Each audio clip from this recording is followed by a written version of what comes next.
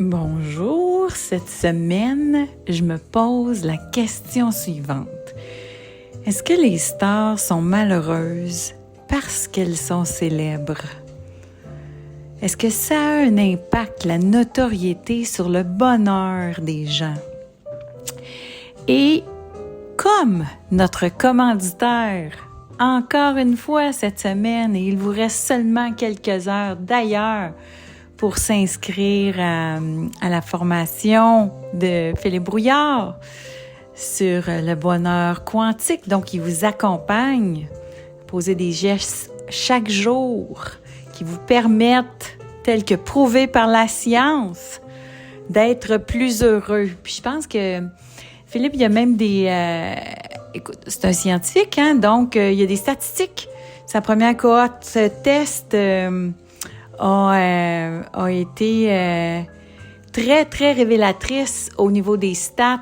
Alors, je vous cherche ça pendant que je vous parle, les fameuses statistiques, mais à quel point ça a amélioré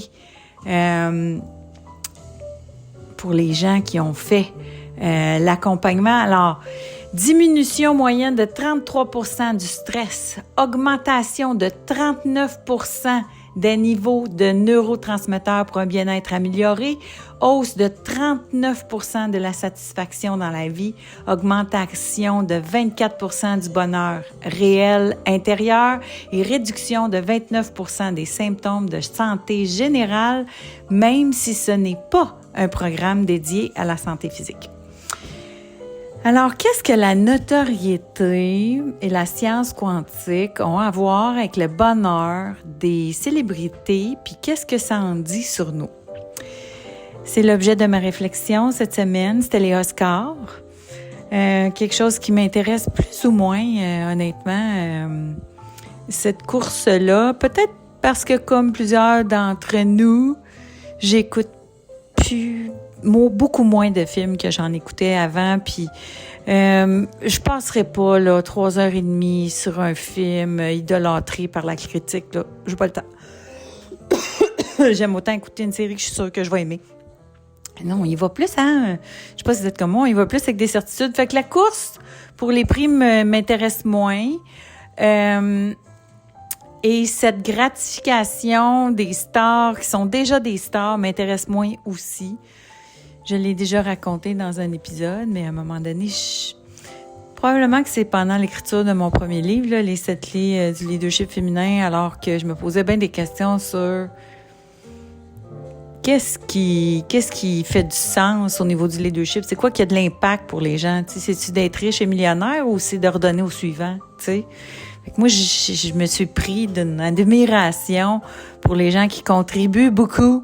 Puis tu sais, il y a beaucoup de stars là qui contribuent effectivement, tu sais, qui utilisent leur notoriété pour redonner. Il y en a beaucoup qui le font, puis ceux-là m'intéressent, puis ça m'intéresse. Mais je sais pas, la soirée des Oscars en tant que telle, c'est long. Alors, mais tu sais, pour dire que malgré tous ces prix, malgré toute cette autocongratulation, puis aussi, un des indices qui me dit que c'est pas ça le bonheur, c'est qu'avez-vous vu tous les films qui sont nominés, à quel point c'est toujours du malheur, des histoires déchirantes, de la prostitution, du désespoir. C'est comme, tu sais, les œuvres primées, c'est toujours, ma vie, c'est de la merde. Mais je vous dirais que c'est beaucoup plus difficile de faire un film qui va pogner sur le bonheur que c'est difficile de le faire sur les multiples difficultés de la vie. C'est comme pour d'autres choses. Il y a juste des mauvaises nouvelles parce que les gens cliquent sur le négatif, puis il y a juste des films nominés que les gens sauvent les veines parce que c'est plus facile de connecter. En tout cas. Fait que il y a ça aussi qui me dérange. Mais c'est parce que ce que ça me dit, c'est que les créateurs, sont-ils heureux? Sont-ils vraiment heureux?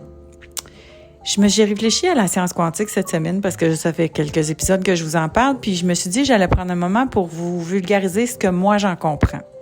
OK, je sais pas tout de tout, là, mais ce que moi j'en comprends, ce que la science quantique a apporté depuis quelques années, c'est certaines notions qui était très véhiculé par les spirituels, mais les scientifiques, comme ils l'avaient pas prouvé, ben ils disaient que c'était de l'ésotérisme puis de la bouillie pour les chats, comme bien des affaires qui, à un moment donné, les gens se rendent compte, « Oh mon Dieu, ça marche ça? » Ben oui, ça marche. Et voici pourquoi.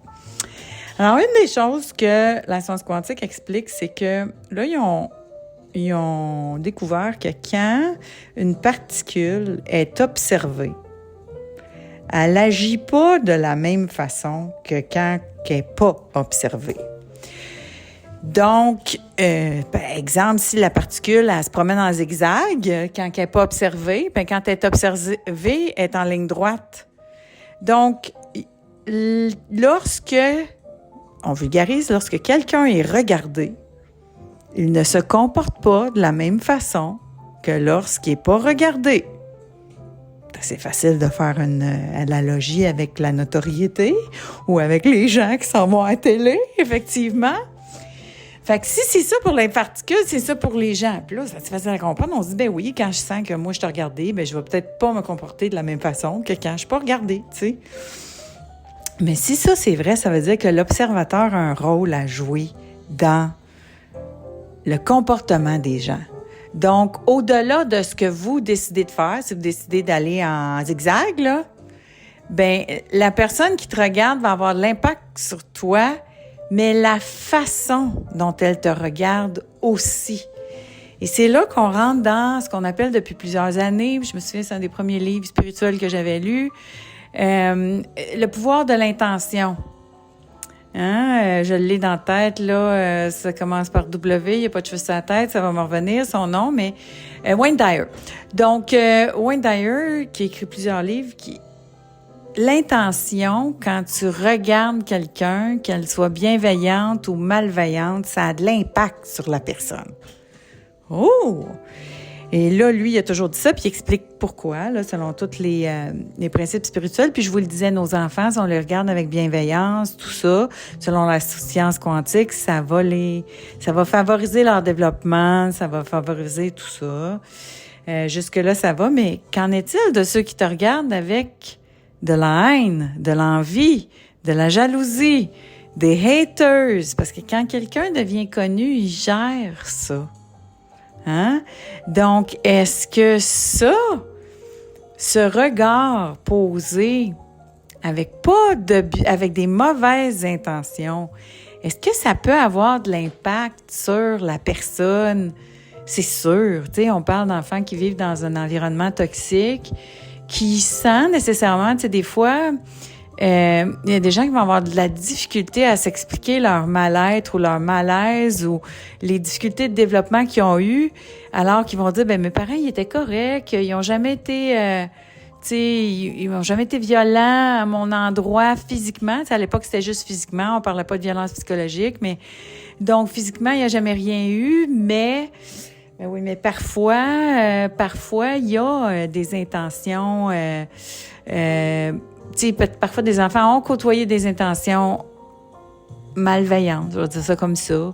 Quelqu'un qui a un mal-être va pas nécessairement, il y a des parents qui vont gérer leur mal-être en les rejetant sur un enfant. Mais ça, c'est vrai dans tous les environnements aussi, là. Donc, être dans un environnement où il y a des gens qui t'haïssent, ben ça sera pas super bon pour ta santé, effectivement.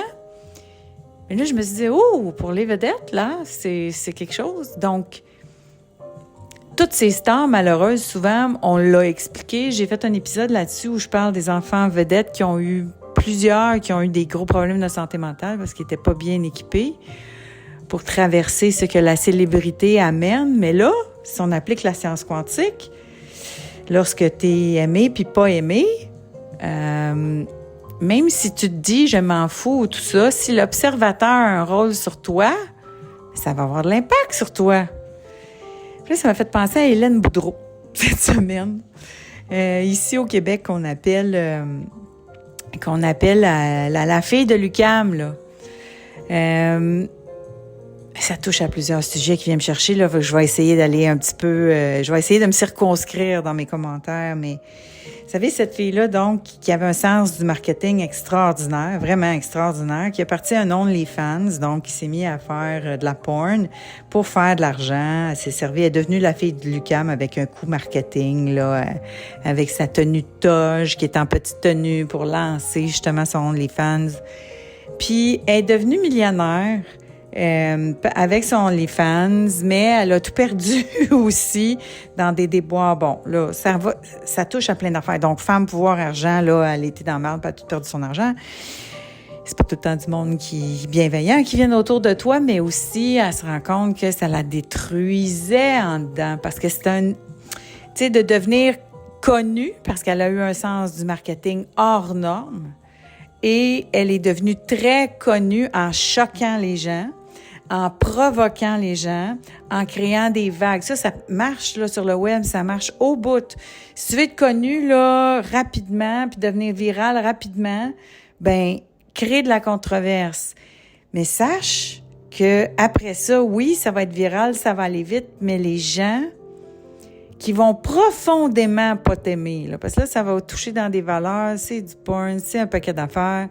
Tu sais, je dis pas là quelqu'un qui dit « Moi, j'aime la couleur bleue », là.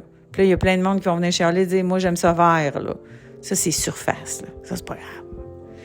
Mais là, moi, je te parle de controverses plus intrinsèques, donc plus loin. Elle, qui a été donc infamous, est-ce que ce regard-là que les gens, puis là, elle raconte dans l'entrevue, tu sais, et sa famille a commencé à lui parler, la juger, à avoir énormément d'émotions négatives envers elle, c'est clair que ça l'a affectée. Mais là, la science quantique dit que ça va plus loin, ça affecte la paix intérieure. Donc, tu sais, t'auras beau, tant que les gens te perçoivent comme ça va t'en prendre beaucoup, là, des activités telles que proposées par Philippe pour améliorer ton bonheur intérieur. Parce que oui, il y a des rituels que tu peux faire, puis qui sont prouvés par la science chaque jour, là, parce que il y a deux choses qui permettent une optimisation dans la vie, là. C'est le changement, c'est les émotions. OK? Si tu as des émotions fortes, tu vas être convaincu que là, tu n'as pas le choix. Tu vas commencer ton 180 dans la vie, puis tu vas changer comment tu te comportes assez facilement parce que tu as eu tellement de grosses émotions. Mais le changement est aussi provoqué par des actions répétées, des petites actions répétées, mais il faut qu'ils soient répétés. Mais pour des gens très cartésiens, pour eux autres, c'est trop simple. Pourtant, la répétition, c'est ça qui va provoquer des changements. Alors, revenons-en à toutes donc ces répétitions-là que tu peux faire tous les jours pour améliorer ton bonheur intérieur. S'il y a plein de monde qui te regarde, puis plus tu es connu, plus tu as du monde qui te regarde, qui est connu, si les gens te regardent avec une mauvaise intention, ça va être difficile. Tu vas avoir un compte de banque très, très garni. Mais est-ce que ça va faire du monde heureux, ça, en bout de ligne? Pas sûr. Alors, tu sais, parlez-en mal, parlez-en bien, là. Je suis pas sûre que c'est si vrai que ça. Et là, même la science quantique vient nous dire ça. Si vous voulez faire une expérience, je sais pas si vous en avez déjà entendu parler ou vous avez peut-être déjà vu ça sur YouTube, vous pouvez le trouver sur YouTube. La fameuse expérience qu'un scientifique a fait, c'est qu'il a mis du riz cuit. Le riz, il faut qu'il soit blanc, il faut qu'il soit cuit. Et là, tu la mets dans un pot maçon. OK? Tu mets 2 mêmes quantités de riz blanc dans un pot maçon. OK? Je me souviens plus s'il faut que tu fasses des petits trous, là, dans le couvercle ou pas. Je me souviens plus, mais c'est sûr qu'il vous montre comment, là. Vous faites expérience riz, intention, science quantique, vous allez trouver ça, là, comment le faire. Donc, avec les 2 pots de riz, et chaque matin, pendant 30 jours, à un pot de riz, tu le regardes, tu y envoies de l'amour. Tu y envoies de l'amour, tu lui dis que tu l'aimes, qu'il est beau le riz, qu'il est donc blanc, qu'il est donc merveilleux, qu'il est donc extraordinaire. Tu peux y parler, mais tu peux juste le penser. Tu le penses, tu le dis même pas. Et dans l'autre, tes pensées, c'est tu fais dur tes lettres, t'arriveras jamais à rien dans la vie, tu sais, tous les mauvais qualificatifs au monde, t'envoient des bêtises au riz. Et 30 jours plus tard, vous allez voir l'état des 2 pots de riz. C'est assez spectaculaire. Il y en a un qui pourrit assez rapidement et l'autre non. Donc là, on est en train de pouvoir penser que nos pensées ont un impact. Vraiment. Donc, on vit dans un monde où la pensée a de l'impact, la pensée envers l'autre. Là, on fera un autre épisode si ça vous intéresse sur votre pensée envers vous-même. Là, on va parler de la perception donc des autres. Alors, la perception d'une Hélène Boudreau que les gens ont de Hélène Boudreau envers eux-mêmes. Écoutez, le podcast qu'elle a fait, j'en ai vu juste des extraits, mais je l'avais vu venir de toute façon. Puis la porn, ça détruit. Il y a tout l'aspect réputationnel, le jugement, l'ostracisme qui vient avec ça, mais aussi, il y a tout l'aspect physique. Moi, je suis convaincue que quand tu fais quelque chose que ton corps veut pas, fondamentalement, mais que tu le fais juste pour l'argent, tu le fais parce que tu te forces, puis c'est une des raisons pour laquelle je compte la porn, c'est que les filles qui sont capables de faire ça sont souvent capables de dissocier. Pour être capables de faire ça, ils sont capables de dissocier. Donc, ils se dissocient mentalement de leur corps. Donc, leur corps est capable d'endurer ça, que ce soit la prostitution ou la porn, d'endurer ça parce qu'ils sont capables de dissocier. Puis si tu es capable de dissocier, c'est une faculté qui est développée dans le trauma, ça. J'ai souvent des jeunes filles qui ont subi de l'inceste, des jeunes garçons qui ont subi de l'inceste étaient obligés de se réfugier quelque part dans leur tête. C'était tellement intense qu'il y a une cassure dans le cerveau qui est faite, qui fait qu'ils sont capables de s'en aller ailleurs dans leur tête pendant que leur corps subit les agressions. Sauf que l'agression, elle reste dans le corps. C'est pas parce que tu y penses pas que l'agression est pas dans ton corps, que le trauma, il est pas dans ton corps. Puis il reste là. Si tu l'évacues pas, il reste là, et là, ça cause du trauma, un paquet de problèmes de comportemental, les gens qui ne sont plus capables de se gérer, parce que là, le corps répond plus avec la tête. Et après ça, ça cause un paquet de soucis. Puis, tu sais, il y a même là, les recherches sont pas encore terminées, sont pas encore toutes prouvées là-dessus. Mais il semblerait qu'il y a un lien très, très évident entre les maladies auto-immunes et les traumas non gérés. Donc, tous les traumas non gérés resteraient pognés dans le corps et deviendraient des maladies auto-immunes. Donc, comment qu'on gère ça, des traumas? On a parlé un petit peu dans l'épisode de la semaine passée, accueillir les émotions, les vivre. Mais tu sais, fondamentalement, c'est une horreur, là, un viol, tu sais, parce que c'est un viol physique. On s'entend si tu sais, ton corps, il n'a pas fondamentalement le goût. Hein? Quand tu as fait de la porn, mettons, là, tu n'as pas fondamentalement le goût, tu le fais pour l'argent. Fait qu'il n'y a pas le goût, là. Fait que c'est contre la volonté. Donc, ce que le corps enregistre, c'est un viol, c'est sans le consentement. En tout cas, ça va loin, cette affaire-là. Puis ça cause du trauma beaucoup plus grave que ce que les femmes qui décident d'aller là-dedans pensent à la base. Ça reste longtemps, ça reste pogné dans le corps longtemps, ça reste pogné dans le cœur longtemps, ça reste pogné dans la tête longtemps. Ça a des conséquences graves. Fait que... Puis le regard que les gens mettent sur toi, c'est pas du regard bienveillant. Là. Quand tu te montes à tout le monde là, sur OnlyFans, là, puis souvent, le monde, les gens, tu sais, qui consomment ce genre de produits-là, oui, il y a un peu du monsieur, madame, tout le monde, mais il y a aussi des gens en détresse, il y a aussi des gens qui souffrent énormément, des gens qui sont dans la souffrance intense. Fait que le regard de ces gens-là est forcément pas terrible, là.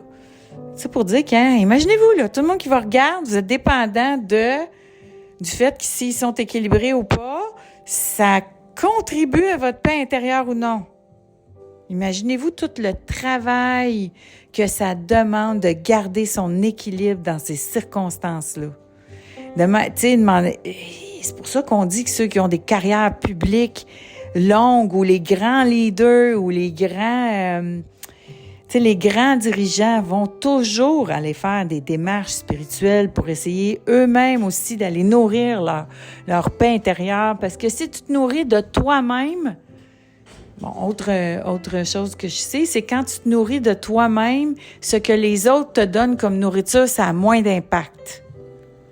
Fait que quand tu te nourris juste de ce que les autres t'envoient, c'est là que tu t'es dépendant, tu sais, de tout le monde qui te regarde. S'ils te regardent pas de la meilleure façon possible, si t'es pas Mère Teresa, là, parce que là, ceux qui regardaient Mère Teresa, eux autres, c'était correct. J'imagine que quand tu dépends des autres puis t'es Mère Teresa, ben, tu roules dans l'allégresse, là, tu sais, parce que les gens ils te regardent avec beaucoup de bienveillance. Ce que tu donnes, tu reçois.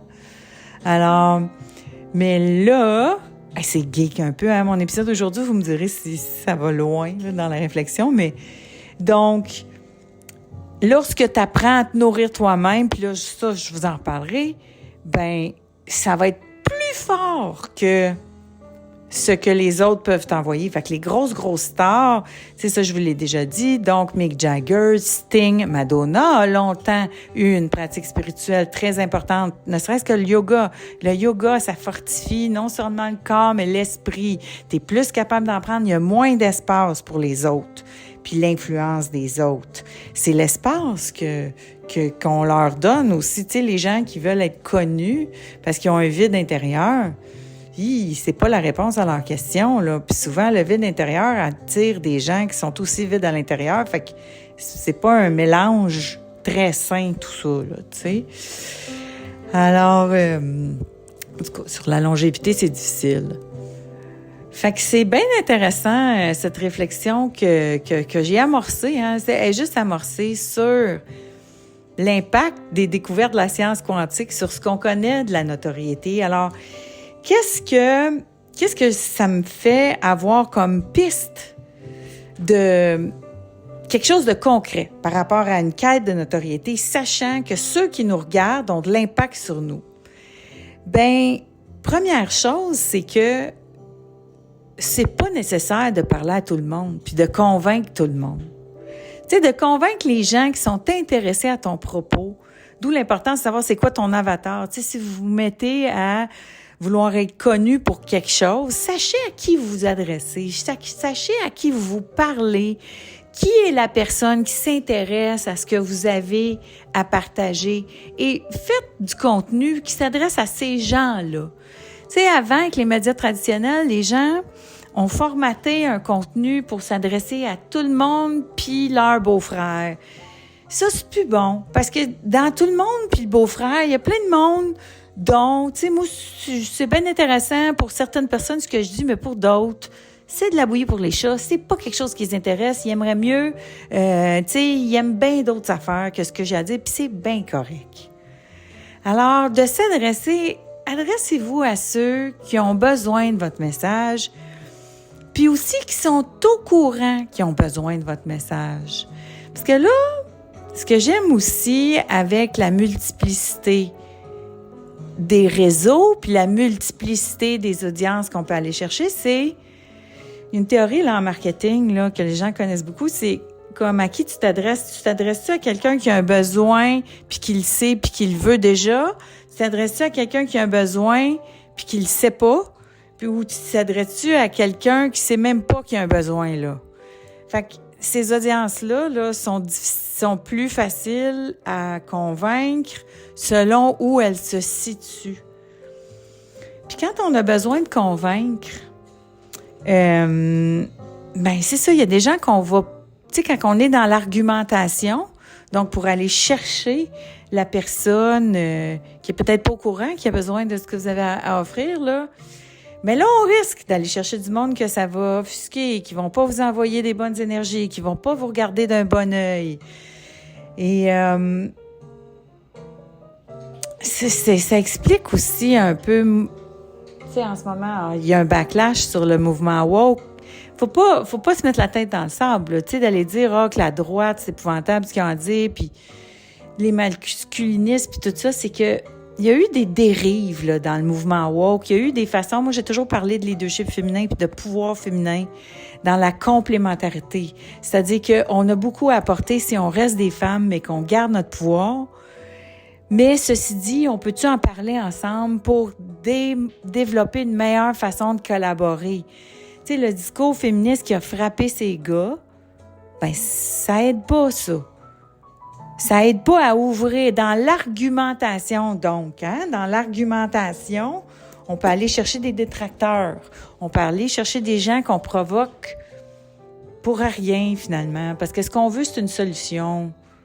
Tu ne veux pas provoquer. Là, je vais peut-être trop loin dans ma réflexion. Là, je le sais, des fois, faut que je me retienne un peu. Mais tout ça pour dire, donc, les pistes, c'est adressez-vous à ceux qui s'intéressent vraiment à votre contenu. Nichez-le. Dites vraiment à qui vous voulez parler. Moi, je parle à du monde qui s'intéresse à la notoriété, au vedettariat, qui ont eu cette admiration vers les gens qui sont connus, qui nourrissent leur motivation, leur inspiration, leur volonté, leur marche à suivre, leur apprentissage même venant des personnalités plus connues. Tu sais, on suit Gwyneth Paltrow parce qu'elle est au courant de toutes les nouvelles avancées de la technologie pour avoir l'air de 22 ans à 50, puis etc. Vous comprenez ce que je veux dire? Mais donc, je m'adresse aux gens qui s'intéressent à la notoriété, qui ont des métiers publics, qui veulent avoir des métiers publics, qui ont un message à partager. Fait que c'est à ce monde-là à qui je parle. Puis je m'intéresse sur le leadership féminin, puis à ceux qui ont envie de nourrir leur leadership féminin ou leur leadership point. Je sais qu'il y a des gars qui m'écoutent. Fait que ça, mais donc, puis j'essaie pas de convertir les gens que, toi, c'est juste avec la notoriété que tu peux faire grandir ta business dans la vie, ou c'est juste avec la notoriété que tu peux faire grandir l'intérêt pour ton expertise. Zéro. Moi, c'est juste un moyen. Tu sais, c'est un des moyens. Je sais qu'il y en a plein d'autres. Fait que c'est ça que ça dit quand on veut devenir connu. Donc, puis aussi, la façon dont vous voulez aller chercher votre audience. Tu sais, provoquer, oui, c'est une bonne affaire, mais intentionnellement, pas sûr. Est-ce que ça va amener des haters? Les haters, c'est bon, oui, parce que ça prouve que tu fais quelque chose, puis tu dérangeras personne si tu veux pas faire du changement, si tu veux pas améliorer quelque chose. Tu sais, de déranger personne, c'est pas bon. Mais il faut être conscient de l'impact, il faut prendre soin de soi quand ça arrive. C'est surtout ça aussi que j'ai le goût de dire, c'est soyez bien entourés. Prenez soin de vous si quelque chose que vous avez fait ou développé provoque du scepticisme. Tu sais, raison de plus prendre soin de soi parce que ça laisse moins d'espace aux influences extérieures qui qui vous veulent pas nécessairement du bien. Évidemment, là, ça nous fait dire, hey, Trump, là, il doit-tu pas avoir de paix intérieure en ce moment? Pas ben. Je sais pas ce qu'il fait pour s'entourer. Elon Musk, moi, je suis convaincue que lui est équipé, par exemple. Lui, il est très équipé. Il est très équipé. Moi, je pense qu'il a accès à des états altérés de conscience. Est-ce que, tu sais, est-ce que c'est fait par une pratique spirituelle ou par les raccourcis, tu sais, toutes les affaires d'ayahuasca, là, tu sais, il y a des raccourcis, là, vers des états altérés de conscience qui permettent, là, justement, de se nourrir soi-même, là, mais je pense pas que c'est pas durable, tu sais, quand c'est fait de façon artificielle. Fait qu'Elon Musk, qui est solide en ce moment, pas sûr s'il va le rester. Fait que ça, parce que là, lui, c'est ça, ce que je veux dire, là, je vais préciser ce que je veux dire, c'est que Donald, lui, je sais pas comment il garde sa paix, puis il l'a pas. Ça paraît de la manière qu'il parle, tout ça, quoi qu'il est plus solide qu'il l'était lors de son premier mandat, malheureusement.